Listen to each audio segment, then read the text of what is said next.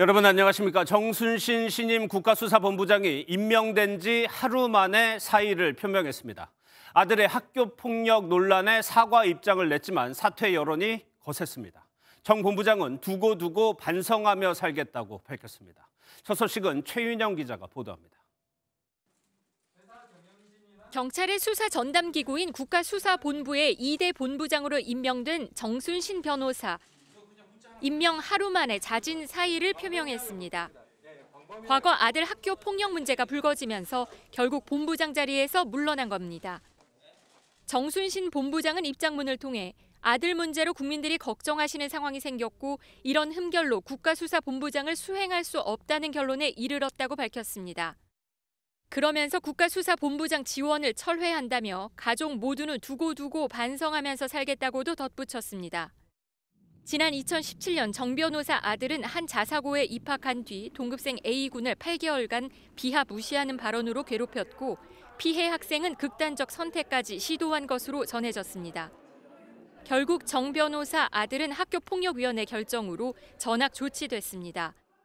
하지만 정 변호사 측은 전학을 취소해달라며 소송을 제기했고 대법원까지 이어진 법정 다툼에서 모두 패소한 것으로 확인됐습니다. 한편 정 본부장이 사의를 표명함에 따라 전국 경찰 수사를 총괄하는 국가수사본부는 운영 차질이 불가피해졌습니다.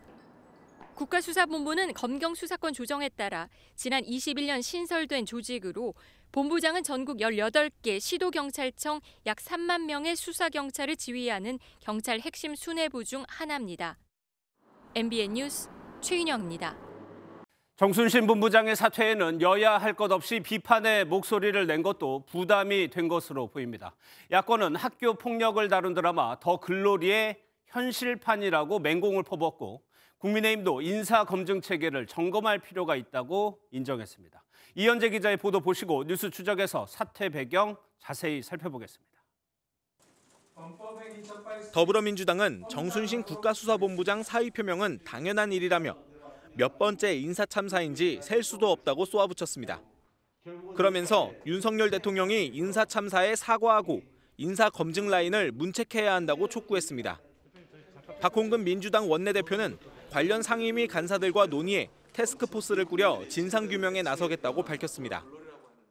학교폭력 관련된 진상을 규명하고 법무장관과 검찰총장의 그런 동기라는 점이 작용하지는 않았는지, 그래서 부실하게 검증된 것은 아닌지도 명명백백하게.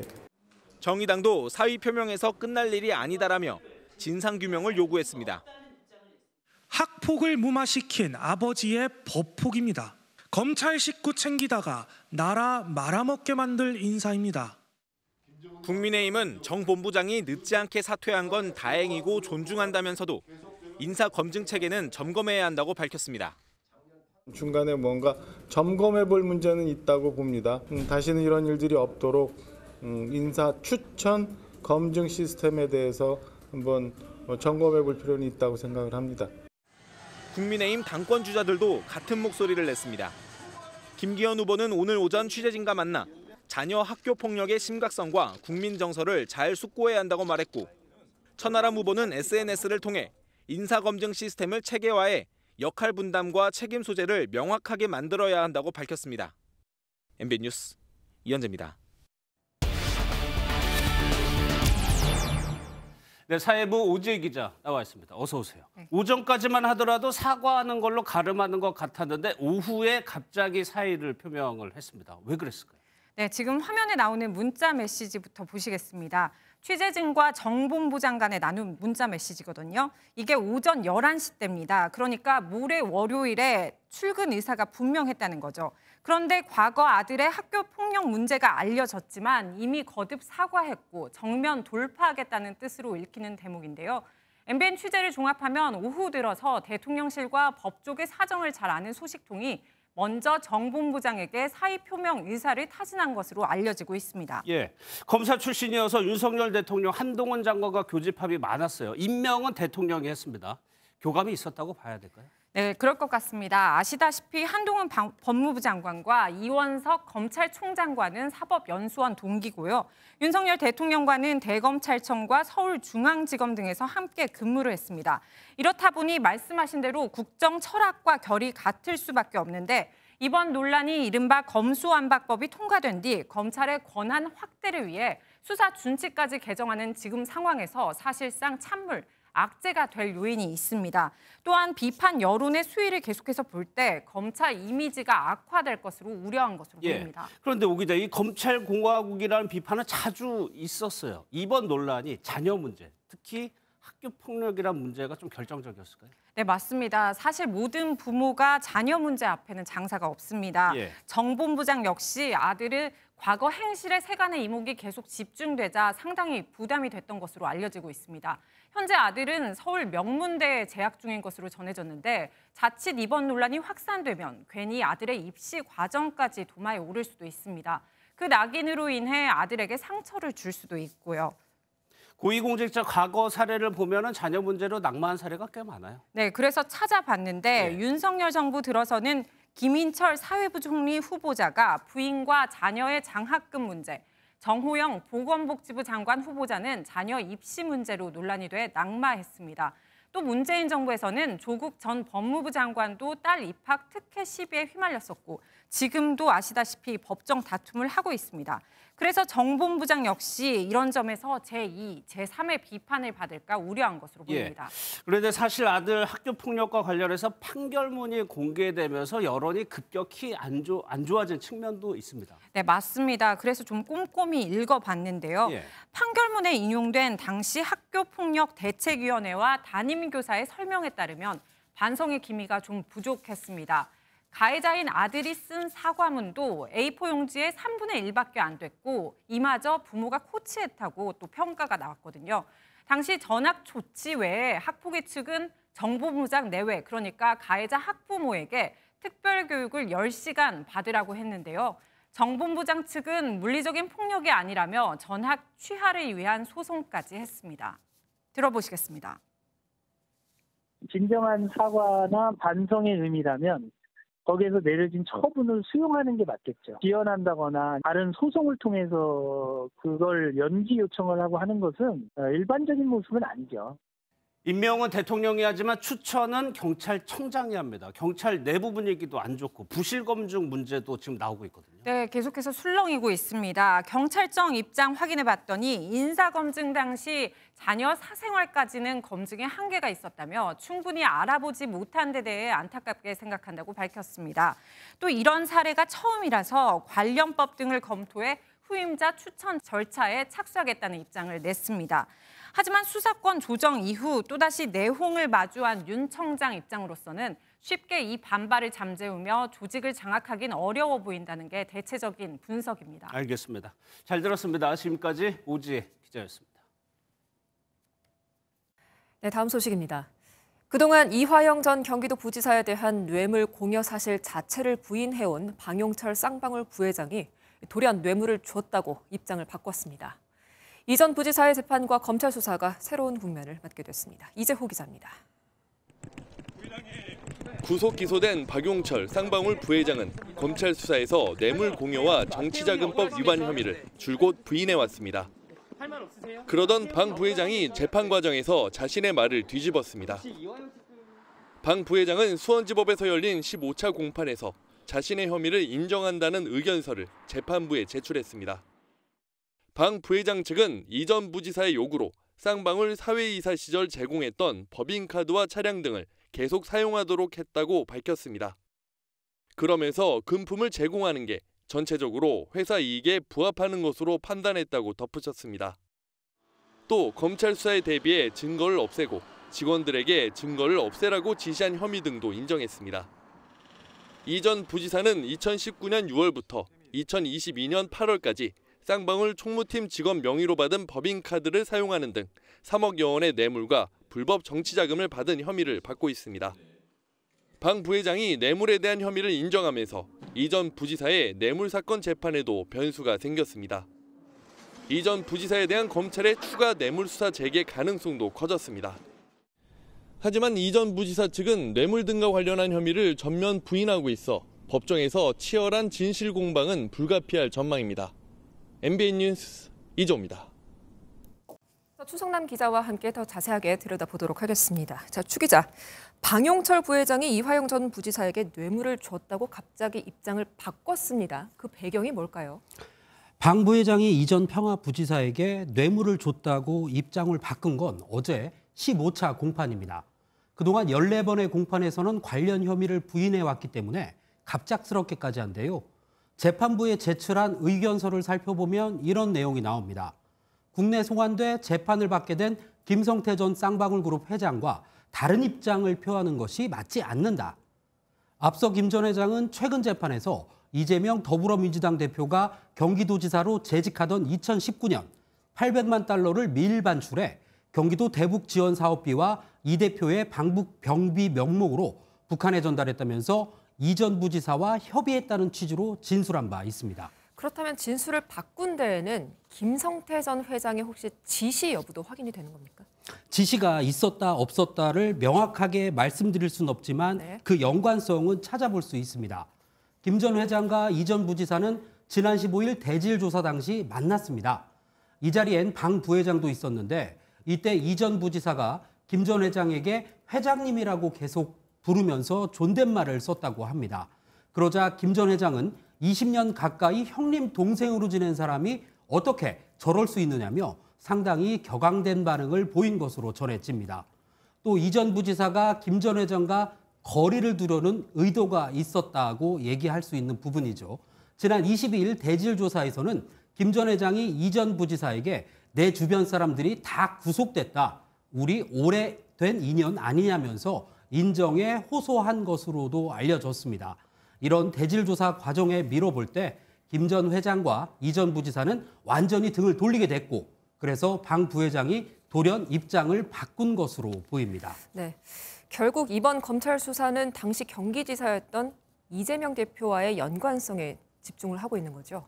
검찰이 이 쌍방울 대북 송금 의혹과 관련해서 지난 22일부터 사흘간 경기도청 남북부청사와 경기도의회를 압수수색했습니다. 도지사실은 물론이고 비서실과 경제부지사실 등 무려 20여 곳에 달하는 곳을 압수수색한 건데요. 이 전 부지사는 2018년 7월부터 2년간 경기도의 대북 교류 협력 사업을 담당했습니다. 그런데 경기도청사는 지난해 5월 이전을 했고 그해 7월 김동연 경기지사가 당선됐습니다. 김 지사 취임 이후 모두 13차례의 압수수색을 받은 건데 경기도와 경기도청 3개 노동조합이 해도 너무한다며 발끈할 정도입니다. 이런 상황 등을 종합해 볼 때 검찰은 이 전 부지사를 거쳐 그를 임명한 이재명 민주당 대표까지 수사를 이어갈 수 있다는 게 법조계 안팎의 시선입니다. 알겠습니다. 여기까지 듣도록 하겠습니다. 추성남 기자였습니다. 배우 유아인 씨에게 대마와 프로포폴 외에도 제3의 마약 성분이 검출된 것으로 알려졌습니다. 유 씨 소속사는 성실히 조사받겠다는 뜻을 밝혔고 경찰은 이르면 다음 주 유 씨를 소환할 예정입니다. 박상호 기자입니다. 경찰은 지난 5일 인천공항으로 입국한 배우 유아인 씨를 상대로 간이 소변 검사를 하고 모발을 채취해 국립과학수사연구원에 분석을 맡겼습니다. 간이 소변 검사 때는 대마 성분만 양성 반응이 나왔지만 유 씨의 모발에서 모두 3종류의 마약류 성분이 검출됐습니다. 상습 투약 혐의를 받는 프로포폴 외에 또 다른 마약을 투약한 정황이 새롭게 드러난 겁니다. 구체적으로 어떤 성분인지는 아직 확인되지 않고 있습니다. 유아인의 소속사 측은 심려를 끼쳐 죄송하다며 아직 경찰로부터 공식적으로 전달받은 내용이 없어 임의로 입장을 밝힐 수 없는 상황이라고 전했습니다. 그러면서 경찰 조사 일정이 정해지면 성실하게 임할 예정이라고 밝혔습니다. 앞서 경찰은 유 씨에 대해 출국 금지 조치를 내리고 유 씨의 휴대전화를 확보한 상태입니다. 경찰은 휴대전화 디지털 분석이 끝나는 대로 유 씨를 피의자 신분으로 불러 조사할 계획입니다. MBN 뉴스 박상호입니다. 1970년대 대도라고 불렸던 조세영 씨가 다시 교도소에 가게 됐습니다.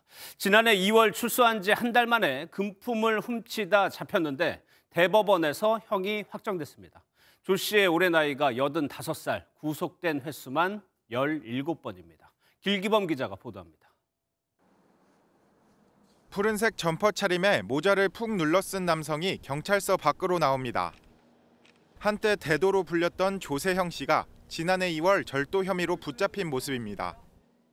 출소한 지 얼마 안 됐는데 다시 범행을 저지르는 이유는 무엇입니까?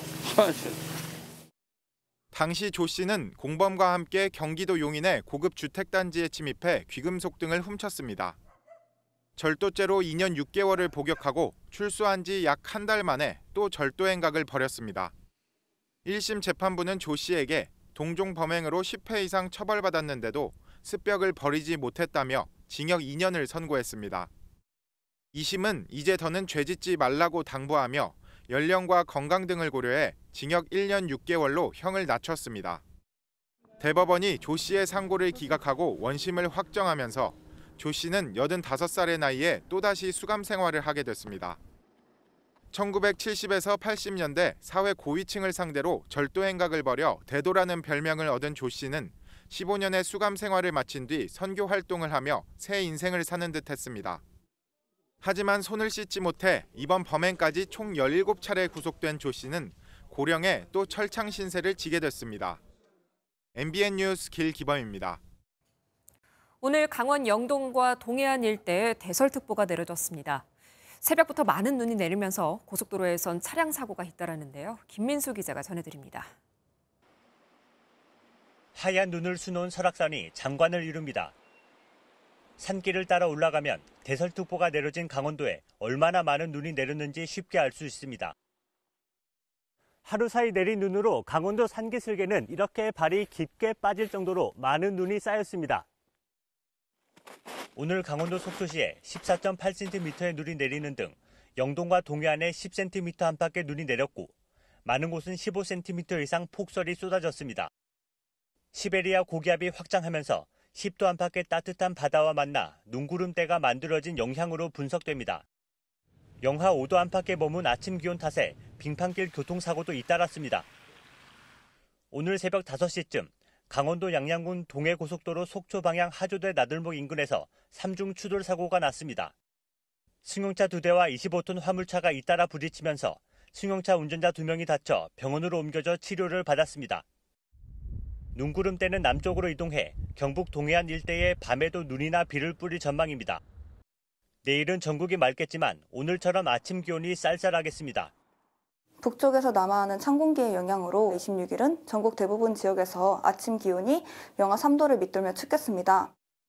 내륙을 중심으로 15도 안팎의 일교차를 보이는 곳이 많겠고 평년 수준을 밑도는 추위는 26일 낮부터 점차 풀릴 것으로 보입니다. MBN 뉴스 김민수입니다. 국민의힘 전당대회를 2주 앞두고 오늘도 후보들 간의 기싸움이 치열하게 전개됐습니다. 김기현 후보는 안철수 후보가 전당대회를 진흙탕으로 만들었다면서 공개 사과를 요구했고 안 후보는 김 후보가 경선 승리만 목적이라고 비판했습니다. 정태진 기자입니다. 김기현 후보는 싸워본 사람만이 잘 싸울 수 있다고 본인이 총선 승리 적임자라 강조했습니다. 안 후보가 도덕성 검증을 내걸고 울산땅 투기 의혹을 거론한 데 대해선 터무니없는 허무맹랑한 이야기라며 공개 사과할 것을 요구했습니다. 안철수 후보는 네거티브를 하면서 전당대회를 진흙탕으로 만든 것에 대해서 먼저 공개 사과할 것을 요구합니다. 안철수 후보는 전당대회엔 친윤과 반윤의 대결 구도뿐이라며 김기현 후보를 비판했습니다. 그러면서 수도권 사령관이 당 대표가 돼야 한다며 본인만이 2030 중도층 표심을 잡을 수 있다고 강조했습니다. 멀리 있는 사람이 여기 특성을 어떻게 잘 알겠습니까? 김기현 후보는 경선 승리에만 목적이 있는 것 같습니다. 천하람 후보는 공개 일정 없이 숨고르기에 황교안 후보는 김기현 후보가 새빨간 거짓말을 하고 있다며 울산 KTX역 땅 투기 의혹과 관련한 해명을 재차 요구했습니다. MBN 뉴스 정태진입니다.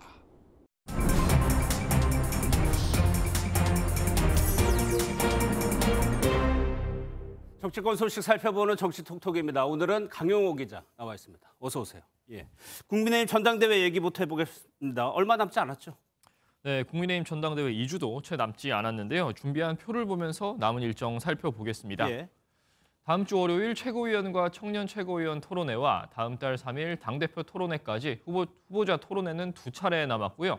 그 사이 대구 경북 지역과 수도권 합동 연설회가 예정돼 있습니다. 다음 달 4일부터 나흘간 선거인단 투표가 진행이 되는데 지난 9일 확정된 선거인단 명부를 보면 이들 지역의 비중은 전체 59%입니다. 수도권이 37.79%, 대구 경북이 21.03%입니다. 당권 주자들은 수도권이 남은 레이스의 향방에 중요한 포인트인 만큼 수도권 표심 잡기에 사력을 다할 것으로 보입니다. 예. 여론조사긴 합니다만 순위에 따라서 후보들 전략, 분위기 좀 다를 것 같아요. 어떻습니까?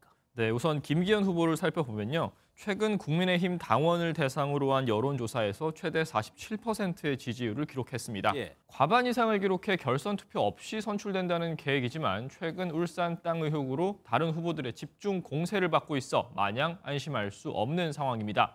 2위를 달리는 안철수 후보는 정체성 논란이 불거지며 일부 여론조사에서 3위 천하람 후보에게 추월당하는 모습을 보이기도 했고요. 반면 개혁의 아이콘을 자처한 천하람 후보는 방송 토론회를 거치며 지지율이 점차 오르는 모습입니다. 4위 황교안 후보는 21대 총선 부정선거를 주장하던 과거 이미지에서 탈피해 토론회에서 김기현 후보의 울산 땅 의혹에 적극 공세를 펼치면서 주목을 받고 있는 상황입니다. 민주당 소식도 살펴보겠습니다. 이재명 대표 체포동의안 표결이 이틀 남았어요. 이 대표 내부 단속에 상당히 신경 썼는데 오늘은 어땠어요? 네, 체포동의안 표결을 앞둔 이 대표 특별한 일정 없이 주말을 보내고 있는데요. 대신 자신의 SNS에 고교현장 실습생의 죽음을 다룬 영화 다음 소위를 언급하며 이제 더는 다음 소위는 없어야 한다고 밝혔습니다. 이 대표 그간 검찰 수사를 비판하면서도 계속해서 민생 문제를 거론하며 차별화를 시도했는데 같은 맥락으로 읽히고요. 반면 표결을 둘러싼 여야 간 신경전은 여전히 뜨겁습니다. 국민의힘은 민주당 주장대로 다음 달 1일부터 3월 임시회가 열리게 된 것에 대해 1분 1초도 빈틈없는 철통 방탄이라고 비판했는데요. 반면 민주당은 대통령 부인에게는 눈 감고 제1야당 대표에겐 엄혹한 법의 잣대를 들이댄다며 검찰을 정권의 애완견에 빗대기도 했습니다. 예, 여기까지 듣겠습니다. 지금까지 강영호 기자였습니다. 미 해군의 핵 추진 잠수함인 스프링필드함이 부산항에 입항했습니다. 북한 도발에 대한 강력한 경고 메시지를 보냈다는 분석인데요. 저희 MBN이 스프링필드함의 입항 모습을 취재했습니다. 김태희 기자입니다. 길이 110m, 무게 6,800여 톤에 달하는 미국의 핵 추진 잠수함입니다. 로스앤젤레스급 공격 잠수함 중 가장 최신형인 스프링필드함이 해군 부산작전기지에 입항했습니다. 미 태평양 함대는 오늘 스프링필드의 입항 준비 장면과 태극기, 성조기 개항 모습 등 사진을 공개했습니다. 잠수함엔 사거리 3,100km의 토마호크 잠대지 순항미사일 수십 발을 탑재한 것으로 전해집니다. 유사시 북한 전역의 핵과 미사일 기지, 지휘부를 타격할 수 있습니다. 대함, 대지, 대잠수함 공격 능력을 갖추고 있고 우리 한반도 인근 해역 어디든지 수중에서 작전을 할 수 있는 그러한 공격력이 강한 잠수함이라 할 수 있습니다. 그간 예외적인 경우에만 핵 추진 잠수함을 공개했던 관례에 비춰볼 때 이번 부산 입항 공개는 북한의 도발에 대한 강력한 경고 메시지로 풀이됩니다. 앞서 한미 대표단은 지난 23일 조지아주 킹스베이에 있는 미 해군 전략핵 잠수함 기지를 방문해 북핵 확장 억제 의지를 과시했습니다.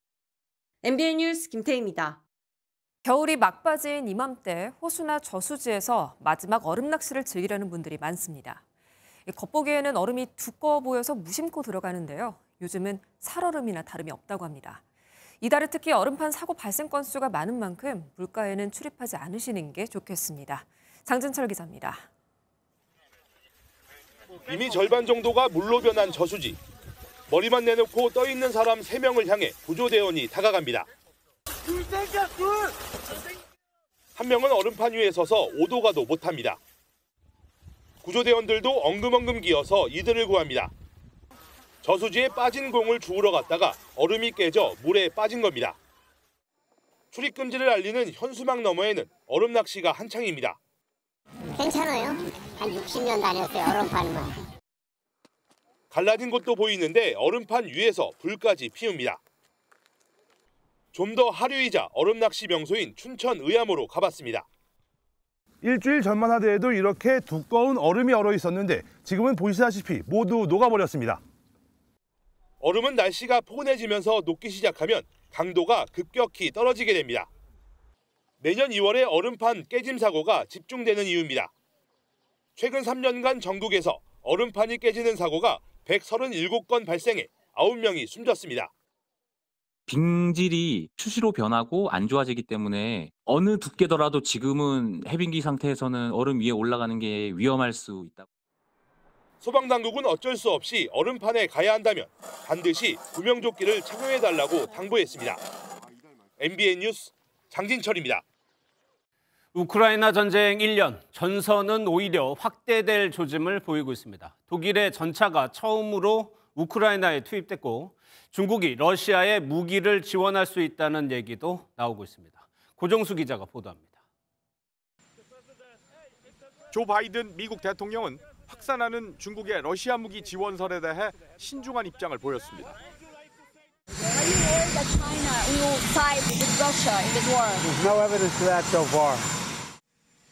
무기 지원을 레드라인으로 설정한 미국의 경고를 무시할 경우 대응할 것이라고도 밝혔습니다.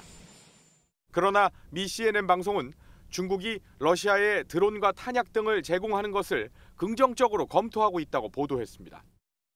무기 지원을 강하게 부인하던 중국 정부가 시진핑 중국 국가주석의 4월 방러 이후 입장을 바꿀 수 있다는 전망에 미국이 미리 견제구를 날렸다는 해석도 나옵니다. 서방은 우크라이나 지원을 강화하고 있습니다. 폴란드가 지원한 독일제 주력 전차가 우크라이나에 처음 도착한 데 이어 독일은 다른 국가들과 함께 전차를 17대 더 보내기로 했습니다. Wir haben jetzt, was die moderneren Leopard-Panzer, die wir liefern, betrifft, Angebote aus Portugal zum Beispiel und Schweden jetzt heute ganz neu. 미국과 영국의 주력 전차도 다음 달 우크라이나 전선에 배치됩니다. MBN 뉴스 고정수입니다. 프로축구 K리그 개막전이 열렸습니다. 코로나19 이후 최다인 2만 8천 명의 관중을 기록하면서 그 화려한 막을 올렸는데요. 울산과 전북이 맞붙은 개막전의 주인공, 바로 디펜딩 챔피언 울산이었습니다. 스포츠 소식 최영규 기자입니다. 개막전부터 프로축구 최고의 라이벌 울산과 전북이 맞붙은 울산벌은 푸른빛의 울산 팬들과 녹색빛깔의 전북 팬들로 가득 찼습니다. 코로나19 이후 가장 많은 관중들이 들어와 뜨거운 응원을 펼친 가운데 울산과 전북은 개막전부터 치열한 혈전을 벌였습니다. 기선은 전북이 먼저 잡았습니다. 전반 10분 울산에서 건너온 아마노주는 울산 팬들의 야유에도 정확한 패스를 넣어줬고 송민규가 절묘한 왼발 슛으로 선제골을 넣었습니다. 전북의 초반 공세에 당황한 울산도 전열을 가다듬고 반격에 나섰습니다.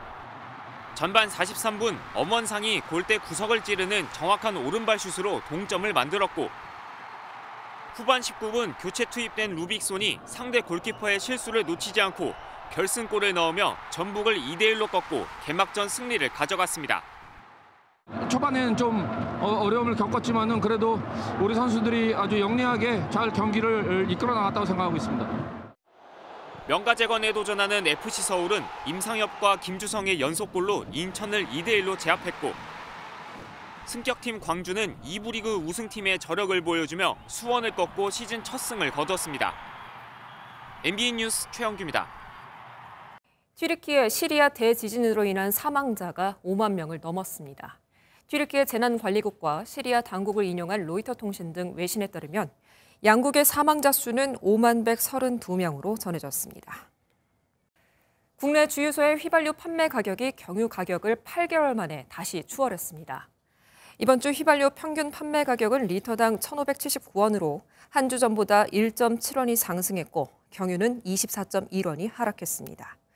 특히 어제 오후 5시 기준으로 휘발유 가격은 리터당 1,579원, 경유 가격은 1,573원으로 휘발유 가격이 경유 가격을 앞질렀습니다. 오늘 0시 기준 코로나19 신규 확진자 수가 1,055명을 기록하면서 일주일 전보다 660여 명이 줄었습니다.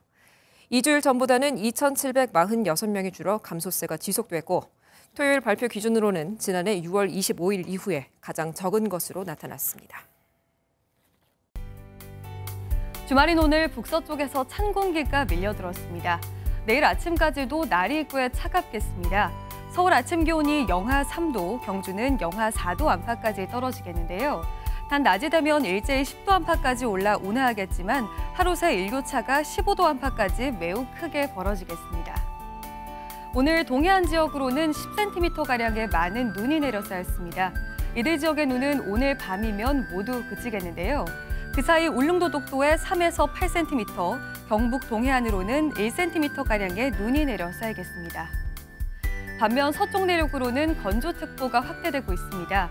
대기가 더 메말라가면서 화재 소식도 계속되고 있는 만큼 불조심해 주시기 바랍니다. 내일 전국이 대체로 맑겠습니다. 아침 기온은 오늘보다 낮겠고 낮 기온은 오늘보다 높겠습니다. 낮 동안 서울이 9도, 춘천 10도 안팎까지 오르면서 오늘보다 3도가량 높겠고요.